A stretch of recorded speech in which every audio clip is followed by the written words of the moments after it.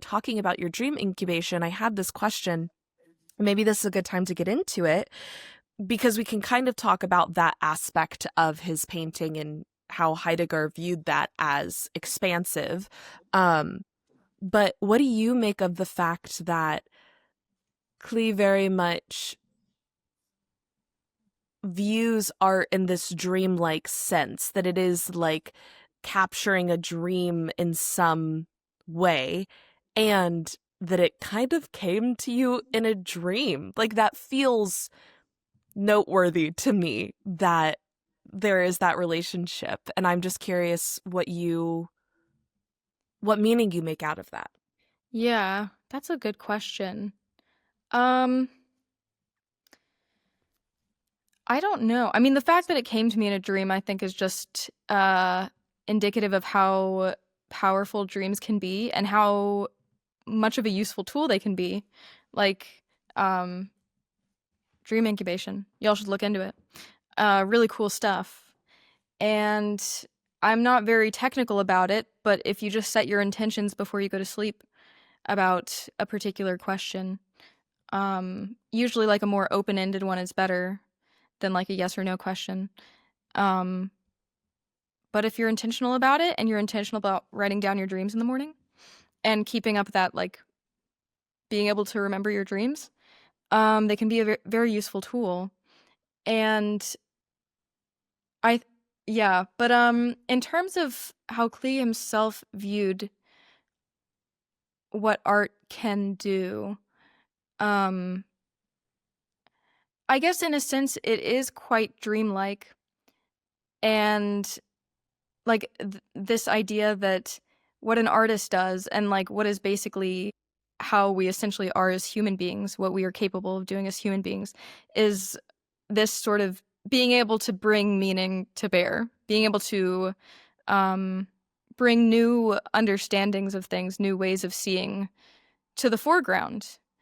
And I think that's what Heidegger saw Klee being able to do, is not producing a resemblance of something, not depicting a likeness of something, but what he was showing in his art was our capacity to bring meaning to bear as such. Like, that capacity is what's well, I guess it's not even represented in his art, it just is. Like, his art Right. is evidence of that occurring, and sort of this I think it's called like a Bildungsbetrieb or like a Kunstbetrieb, I think. Like this sort of drive to create art, or this drive to like create Bildungs, I guess images.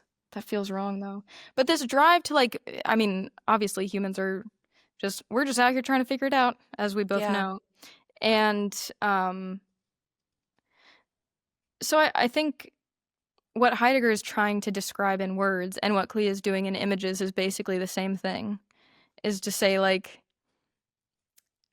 we are the site and the moment upon which meaning commences. Mm. You know? Yes. I don't know And if that makes sense, but like Klee said this himself, where like how things are. Let me see if I can find the fragment. But like how things are is just kind of like a contingent thing. Yeah. He writes, formerly, we used to represent things visible on Earth, things we either like to look at or would have liked to see. Today we reveal the relativity of visible things, thus expressing the belief that the visible is merely an isolated case in relation to the whole of the world, and that other truths are latently in abundance. Things appear in a broader and more multifarious sense, often seemingly contradicting the rational experience of yesterday. An mm, essentialization of the accidental is strived for. Ooh, here's one more good one. Art plays an unwitting game with ultimate things, and yet attains them. Yeah, ooh, I like that one. An and unwitting that game with definitely ultimate echoes things. Heidegger's own statement in The Origin of the Work of Art that, quote, reflection upon art is solely decided out of the question of being. So, Right. yeah, it's like art is able to describe in a way, um, I guess the where meaning comes from. I don't even know how to say it. Again, Yeah. coming up short of my words, but Well, in the way that you can't, like, we've talked in the past about how poetry is kind of like trying to share an experience with someone, right? yes. But there is this impossibility of sharing the experience of meaning making, of Mm. being, of becoming, of co-creation in real time with someone else, because it necessarily happens within our own subjectivity, right? And that's kind of part of this impossibility of expressing it. Part of the impossibility of expressing it.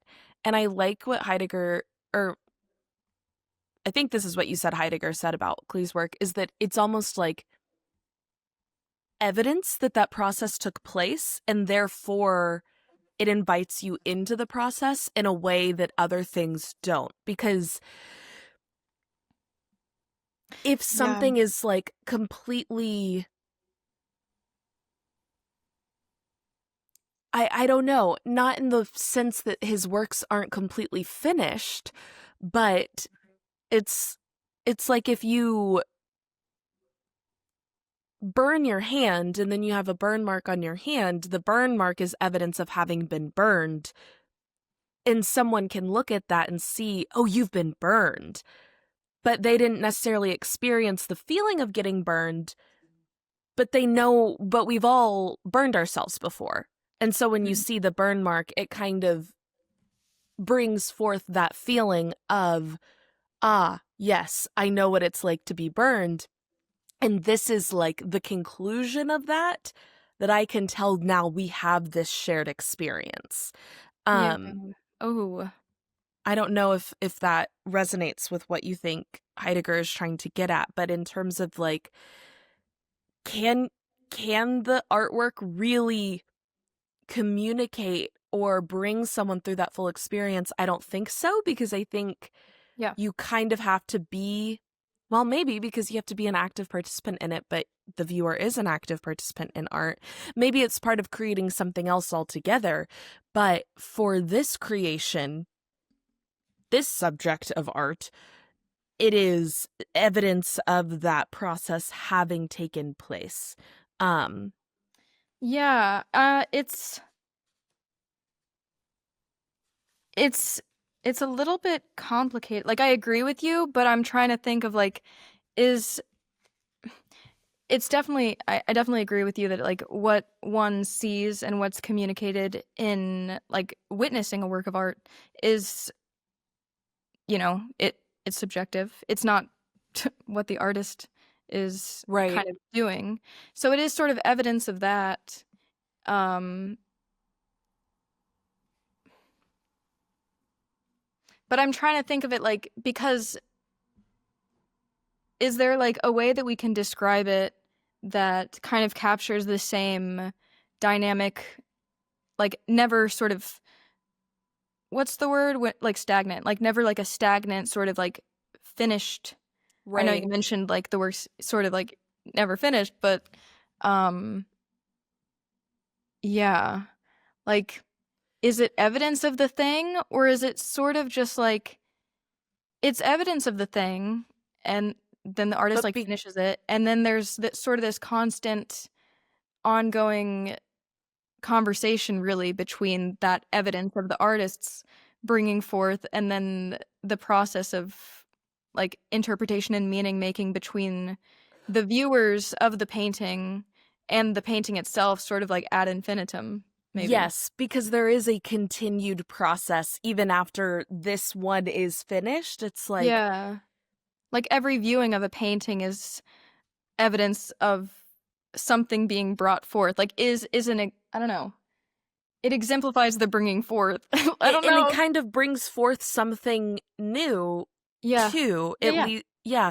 I To kind of return to my metaphor of the burn, I burned my hand the other day. That's why it's Oh, on shit. my Are you mind. It's okay? fine. Yes. How'd you do I was that? on the 4th of July, I was taking frozen pizzas out of the oven, and of course I was a little tipsy and just burned my hand. Yeah, that's So it was just okay. stupid. It's my own I have fault. a worse one. I have a worse burn story if that will make you feel better. I once, I was like, I'm gonna start steaming my clothes all the time, and meanwhile I'm wearing a wrinkly shirt. But I got it in the mail. Well, I had one steamer, but it was like cold steam. And I was like, this shit doesn't work at all. And so then I got another one, and I was so excited to use it that I was like, let me try it right now. And I went like this. I had my shorts like right here, and I was like, let me just. And I have a giant, yeah, I have a giant burn scar on my leg from it, because I was like, I can't wait to try this hot steamer on my skin. I'm gonna steam my skin. It was so dumb. It's like this big. It's That's so stupid. so funny. Oh, I'm so sorry. That probably hurt so bad. It really did. But yeah, they're like, I'm just trying to, like, don't worry, there are dumber ways one could burn themselves. We all do. Hey, I think part of becoming a smart person is recognizing how dumb we all are, actually, you know? Yeah, it's like Plato's Apology, when Socrates is like, the one thing I know is that I don't know anything, so I'm way smarter than all of y'all. I'm way smarter than you, which is just like, but true.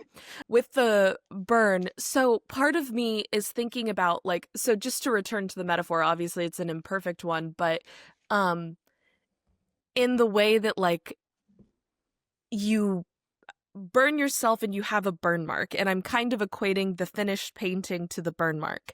The burn mark still continues healing, and then it scabs over, and then the scab falls off, and then there's a scar, and then the scar is ever healing. But so the burn mark, even though it's in the middle of the process, is still the finished painting, right? It's like it's still the end of some part of the process, but it's still in the midst of the process too.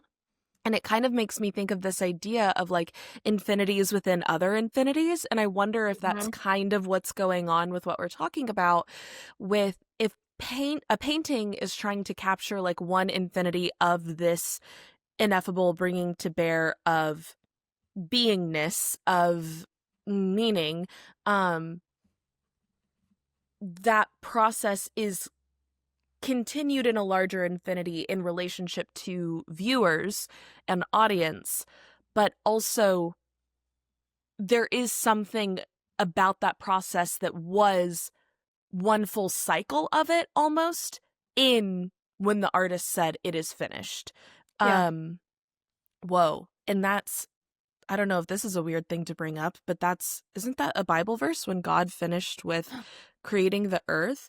Well, he does say in the beginning was the word, which is also something that Klee wrote down and Heidegger wrote down. Oh my God. Weird. What is it? Oh, I'm excited. This is crazy. What is it? Oh my God. Oh my God. Which this Bible is so verse? cool. It's in the Gospel of John, chapter 19, verse 30. In this verse, Jesus, while on the cross, declares, "It is finished," before bowing his head and giving up his spirit. It's literally Jesus' last words, is "it is finished." The phrase, "it is finished," is a translation from the Greek. So, for anyone who may not be familiar, if y'all are interested in this kind of biblical stuff, I have another podcast where we dive more into Bible spiritual things, where we talk about stuff like this all the time. But I'll link it down below. But it's really good. I want to. Thank you. But the New Testament is a translation of a Greek translation of the original Aramaic. So all of the English translations that we have are already a translation of Greek, which is in and of itself a translation. So that's part of why the Bible is so mystifying, is because it is literally a translation of a translation, and there's no way, unless you read Aramaic, you will ever be able to have the original. And even then, we don't have all of the original Aramaic. We only have the Greek for some parts of it, which is called the Septuagint, the Greek Septuagint. So translated from the Greek Septuagint, this phrase, "it is finished," is a translation of the Greek word tetelestai, which is in the perfect tense, signifying a completed action with ongoing results. This word was Yeah. often used on receipts to indicate that a debt had been paid in full, according to a Bible study Interesting. resource. This declaration by Jesus is understood to mean that his sacrificial work of atonement, his mission to redeem humanity, was complete. He had fulfilled all that was required of him, but there are ongoing results of saving. It keeps going, Yes. but like of saving people. And I don't know, that feels kind of like what we're talking about with the In the artist saying present, it is in the finished. in the present perfect tense, or just the perfect tense? I should know this because I just I finished 2 know. semesters of Greek, but I just It forgot is what you finished. just said. I think it The is present finished perfect? is the present perfect, even though it says it's the perfect tense, but I think that is the Yeah. present perfect. That's very interesting. But it's like A completion with ongoing, yeah. results, right? That it's like that is, and even something ongoing is kind of counter to the idea that it's finished, and yet, like, Jesus' work will never be finished in the Christian sense as humans continue to be born, because there are always more humans to be saved by his sacrifice. But the sacrifice has been finished. Like, Jesus was crucified on the cross, rose again 3 days later. That done. Jesus did the thing. But the sacrifice is ever returning because Jesus returns with every new birth, right? With every new human being being made in the likeness of God, and bringing this sacrifice to bear again. I'm not Christian. Just want to clarify that for our viewers. I am a deeply spiritual person, though, Well, and I no, think but these the Bible ideas is are extremely relevant right. to, The Bible like, is knowing stuff about the sorry. it's But I a was just masterwork of literature, just like the Quran, the Yeah. Torah, the and especially these any issues of religious text. translation, I think, are extremely relevant. And you know, again, it's a sort of like it's an example of this ongoing attempt to bridge, you know, be it between like 2 translations of one language to another, or like a sort of translation between word and image. Yeah. Like, that's extremely interesting, though.